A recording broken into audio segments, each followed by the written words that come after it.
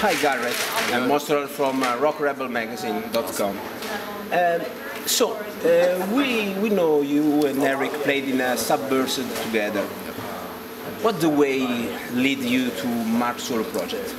Well, Mark had produced some of the songs on the first Submerse record, and that's when I was first introduced to Mark. And we kind of have the same roots as far as what we like musically. We're both kind of into metal. Eric is as well.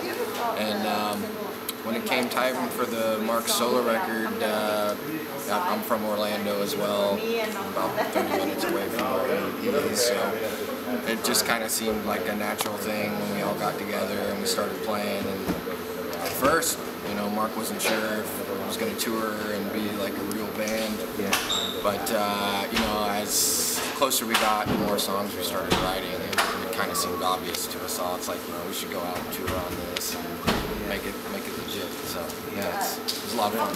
Very good, very good. The record is full of powerful and old rock-oriented sound.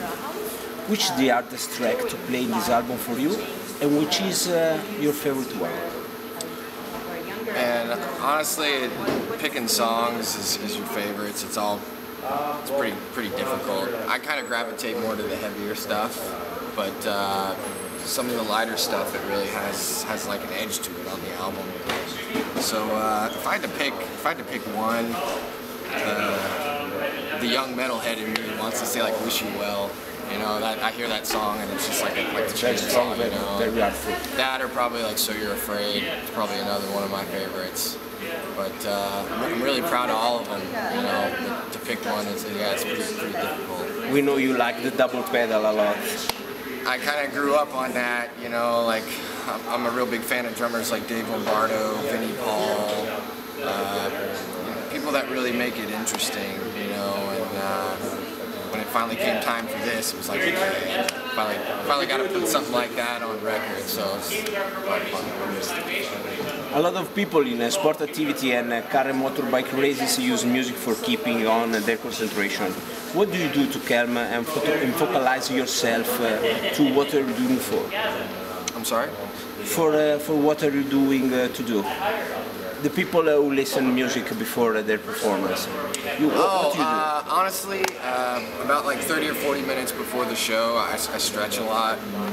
Just a lot of the stuff you learn in gym class. But I'll stretch. Normally we'll listen to something heavy, like there's probably like Pantera or something going on in the background, and I'll get the sticks going and just kind of warm the hands up. And it's funny, it's like I get really bad nerves before I play. I can kind of feel it in my stomach. And it's funny because every time you sit down and you start playing in the show, like it all goes away the second you start. And it's weird because I know it's all going to be fine, but for some reason the nerves still show up. But if the nerves didn't show up, then I'd probably... starts, all goes away. Yeah. What do you think in the early moments before taking the stage? It's kind of like a kid in a candy store type feeling. You're about to go up and play some music with a bunch of your buddies and have a good time, and hopefully the people enjoy it. And you're just in the mindset to go have a good time and play some music and just have some fun. So. You use Twitter and a social network. Yeah. What do you think about the relationship between music and web? It's Twitter's pretty cool. I was on Facebook, I still am, but I use Twitter a lot more. It's simple and easy, it's a really easy way to communicate, and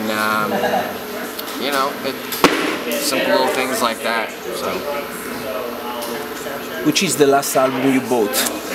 Last album I bought, probably the new Gojira record. The new Gojira is pretty awesome. What else have I gotten? New Meshuggah record. And yeah, pretty much Gojira is probably the last record I bought. And what do you do in the little free time of the tour? Try and keep the house up and running. I'm the oldest of 5 kids, so I try and keep an eye on my brothers and sisters and practice as much as I can when I'm home.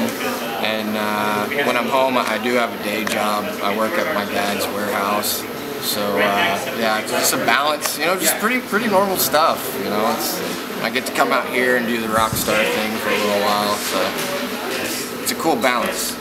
And now a future question. What will you see yourself over the next 10 years? Question. Hopefully still doing this, still having fun, making records, playing drums, and more than anything, hopefully I'll be happy.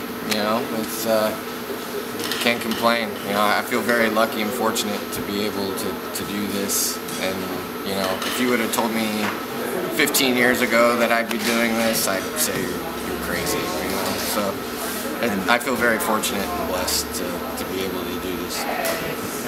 Thank you, Garrett, for this interview. Anything to say to Rock Rebel magazine readers? Thank you guys for all the support. Hope you dig the record, and hope to be back over here in February for some more shows. So looking forward to it very much. Thank you, Garrett. Cheers.